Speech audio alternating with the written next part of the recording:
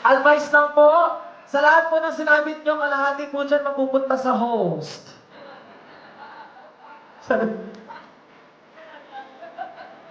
Papayag po ba kayo?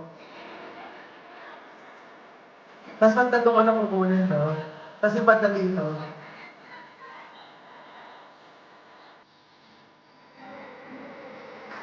Alright, sa dami po ng mga guest natin ngayong gabi, baka meron pa kung gustong humabol, kahihiya lang, ibigay niyo po sa akin. Bulsa ko yan. Sige po, baka meron pa kung gustong humabol. Pero naiiyak na po yung ating bride. Dapat po humabol pa po kayo. Sabi po na kasi kulang pa na. Sorry. Wala na po bang habol? Wala na po bang gustong humabol? Habulin nyo na.